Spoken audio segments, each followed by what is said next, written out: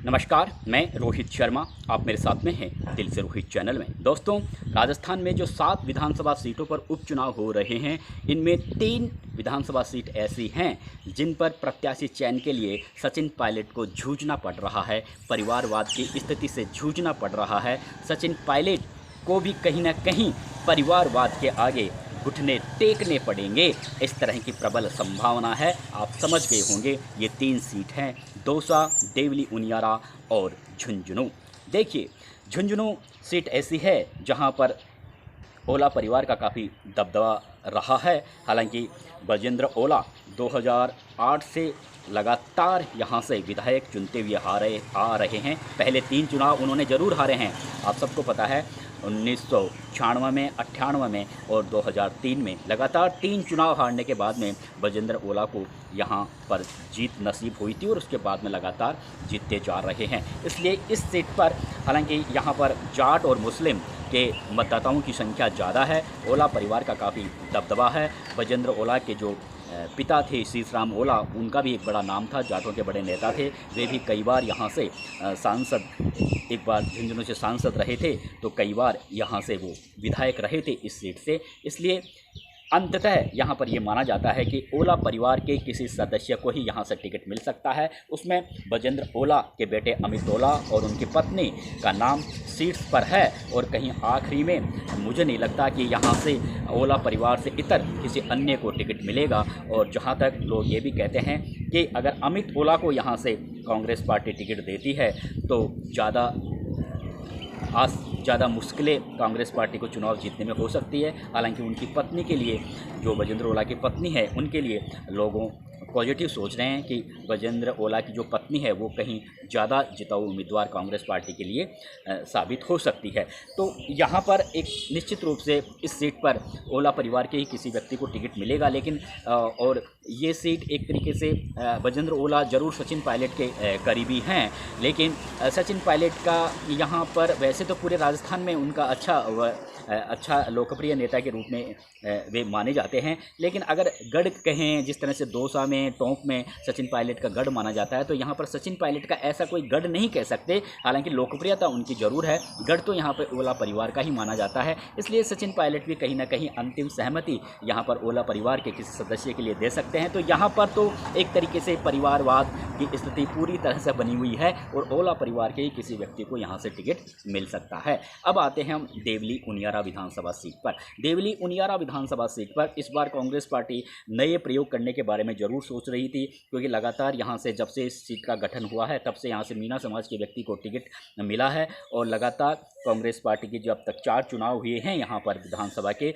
उसमें 3 बार कांग्रेस पार्टी जीती है। एक बार रामनारायण मीणा, 2 बार हरीश मीणा, 1 बार राजेंद्र गुर्जर भाजपा के जीते हैं। और कांग्रेस पार्टी ने हमेशा मीणा समाज के व्यक्ति को ही टिकट दिया है। मीणा और गुर्जर समाज के यहाँ मतदाताओं की संख्या काफ़ी ज़्यादा है, नंबर 1, नंबर 2 इस तरह की यहाँ पर स्थिति है। इसलिए इस बार पहले ये कहा जा रहा था, सोशल मीडिया में भी चल रहा था, कांग्रेस पार्टी के नेता भी, कई नेताओं से बातचीत हुई थी, तो उसमें माना जा रहा था कि हो सकता है प्रहलाद गुंजल को यहाँ पर चुनाव मैदान में उतार दे गुर्जर मतदाताओं को देखते हुए, या फिर विजय बैंसला, जिस तरह से विजय बैंसला का नाम चल रहा है, भारतीय जनता पार्टी में कई गुर्जर नेताओं के नाम चल रहे हैं, तो उस स्थिति में ऐसा माना जा रहा था कि हो सकता है प्रहलाद गुंजल को यहाँ चुनाव मैदान में उतार दें। लेकिन मुझे अंदर की खबर ये मिली है कि प्रहलाद गुंजल को लेकर सचिन पायलट उतने ज़्यादा सीरियस नज़र नहीं आते।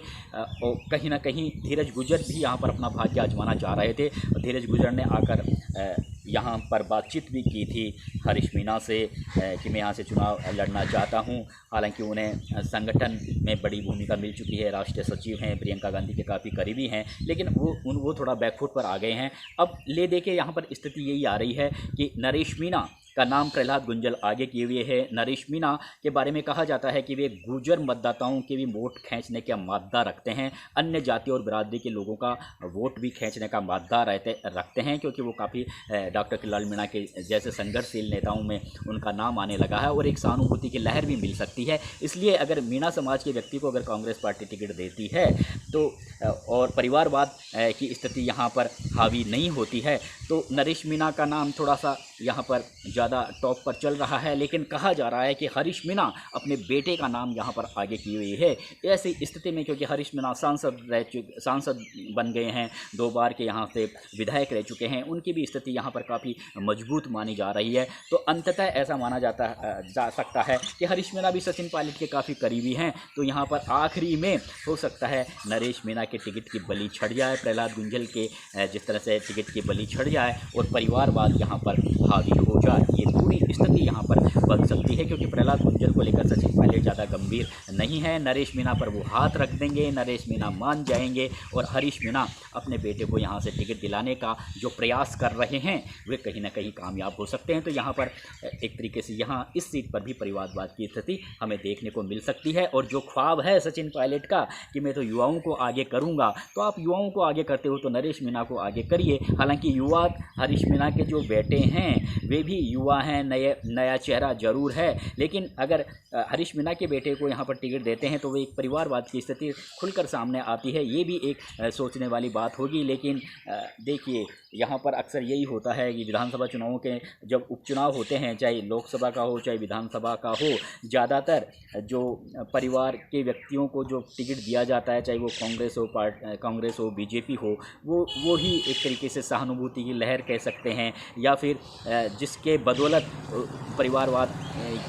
बदौलत टिकट दिया जाता है उसकी छवि का फ़ायदा उठाकर जिसको टिकट दिया जाता है परिवार में, वो भी एक तरीके से मंसूबे उसके भी कामयाब हो जाते हैं। तो यही स्थिति है कि हरीश मीणा कहीं ना कहीं अपने बेटे को विधायक बनाने का ख्वाब उनके दिल में इस समय हिलोरे मार रहा है। तो हो सकता है हरीश मीणा अपने बेटे को यहाँ से टिकट दिलाने में कामयाब हो जाए और हो सकता है वो चुनाव जीत भी जाए। तो यहाँ भी सचिन पायलट भले ये कहे कि परिवारवाद को मैं हावी नहीं होने दूंगा या फिर मैं युवाओं को आगे लाने की कोशिश में कर रहा हूँ, उनके बारे में कहा जाता है कि वह युवा ब्रिगेड को आगे लाने का प्रयास कर रहे हैं, तो मुझे लगता नहीं है कि यहाँ पर सचिन पायलट कहीं ना कहीं परिवारवाद के आगे घुटना टेक सकते हैं। अब सीट बची है दौसा वाली। दौसा में देखिए मुरारलाल मीणा 2008 में यहाँ बसपा के टिकट से विधानसभा चुनाव जीते हैं, बाद में कांग्रेस पार्टी में शामिल हो गए और वो लगातार यहाँ से 2 चुनाव जीत चुके हैं और सांसद बन गए हैं अब दौसा के। तो निश्चित रूप से काफ़ी लोकप्रिय नेता हैं, कद्दावर नेता हैं। लेकिन इस बार जो दौसा विधानसभा सीट पर मैं कम से कम 2-3 दिन तक खूब घूमा हूँ पिछले दिनों, तो वहाँ पर गुर्जर समाज में इस तरह की चर्चाएं हैं कि हर बार ही मीणा समाज को यहाँ पर टिकट दिया जा रहा है। तो इस बार गुर्जर समाज के व्यक्ति को टिकट मिलना चाहिए। अगर गुर्जर समाज के व्यक्ति को टिकट नहीं देंगे तो फिर गुर्जरों के वोट कांग्रेस को नहीं डलेंगे, चाहे हम बीजेपी को भी वोट ना करें। इस तरह की चर्चाएँ हैं। अब देखने वाली बात यह है कि गुर्जर समाज के भी कई जो कद्दावर जो युवा नेताओं के नाम लिस्ट में हैं, दावेदारी वो जता रहे हैं। अब सचिन पायलट, जी.आर. खटाना मुरारलाल मीणा के काफ़ी करीबी हैं और पहले विधायक भी रह चुके हैं, सचिन पायलट के भी करीबी हैं, वे भी गुर्जर समाज से ताल्लुक़ रखते हैं, मुरारलाल मीणा का भी करीबी हैं, तो उनका भी नाम भी चल रहा है। लेकिन जो जहाँ तक युवा नेताओं की बात है तो यहाँ पर एक बार फिर से ऐसा माना जा रहा है कि कहीं ना कहीं यहाँ भी सचिन पायलट अंततः इस सीट पर एक तरीके से मजबूत स्थिति तभी वो मानकर चल रहे हैं कि हम मुरारलाल मीणा के परिवार में से ही किसी व्यक्ति को अगर टिकट दे देंगे तो यहाँ पर ये सीट एक तरीके से बरकरार रह सकती है। और उसमें जो निहारिका जोरवाल है, मुरारलाल मीणा की बेटी है, राजस्थान यूनिवर्सिटी छात्र संघ का चुनाव लड़ चुकी हैं, वे भी राजनीति में अपना भाग्य आजमाने के लिए काफ़ी उतावली दिख रही हैं। उनकी पत्नी जो है मुरारलाल मीणा की, वो दौसा लोकसभा सीट से चुनाव हार चुकी हैं। हालांकि मुरारलाल मीणा खुले में ये कहते हैं कि परिवारवाद की स्थिति नहीं होनी चाहिए। कांग्रेस पार्टी की जो एक बड़ी बैठक हुई थी प्रत्याशी चयन को लेकर, उसमें भी उन्होंने खुलकर कहा था कि परिवारवाद की स्थिति नहीं होनी चाहिए। लेकिन आप सब जानते हो नेता किस तरह के होते हैं, जुबान पर क्या बात होती है, अंदर क्या बात होती है। उनका भी दिल कहीं ना कहीं वो ये जानते हैं कि ये मेरी परिवार की सेफ सीट है और अगर ये किसी और के अकाउंट में चली जाएगी और भविष्य में पता नहीं क्या होगा, हो सकता है मुझे दोबारा से कांग्रेस पार्टी यहाँ से लोकसभा का चुनाव दे या नहीं दे, हो सकता है उनकी खुद की दोबारा से विधानसभा चुनाव लड़ने की इच्छा हो। और एक बार अगर कोई यहाँ से उनके परिवार से इतर अगर किसी को टिकट मिल गया तो फिर इस सीट से उनकी छुट्टी भी हो सकती है। इसलिए वो उनकी भी कोशिश यही है कि उनके परिवार में से ही किसी व्यक्ति को टिकट मिल जाए, ये उनके अंदर की सोच है। खुले में वो चाहे कुछ भी बोलें, तो माना यही जा रहा है कि अंततः इस सीट पर भी सचिन पायलट कहीं ना कहीं परिवारवाद के आगे घुटना टेक सकते हैं, क्योंकि मुरलीलाल मीणा उनके काफ़ी करीबी हैं। और वैसे भी मुरलीलाल मीणा ने खुद का अपना वजूद बनाया है, दिल्ली हाईकमान में भी बनाया है। सचिन पायलट जब मानेसर होटल में गहलोत सरकार के खिलाफ असंतोष जाहिर कर रहे थे, उस समय मुरलीलाल मीणा भी उनके साथ में थे। हालांकि बाद में अशोक गहलोत सरकार में वो मंत्री रहे, पूरे 5 साल तक उन्होंने काम किया, काफ़ी कद्दावर नेता माने जाते हैं। इसलिए वो ये गारंटी ले सकते हैं कि मेरे परिवार में अगर किसी व्यक्ति को अगर टिकट मिलेगा तो मैं निश्चित रूप से ये सीट निकाल कर रहूँगा। हालांकि वो खुले में इस तरह की बातें नहीं कह रहे हैं, लेकिन जब अगर टिकट मिल जाएगा तो वो ये भी कहेंगे कि भाई ये तो पार्टी का निर्णय है, मैं क्या कर सकता हूँ। तो कुल मिलाकर मैंने ये जो वीडियो बनाया है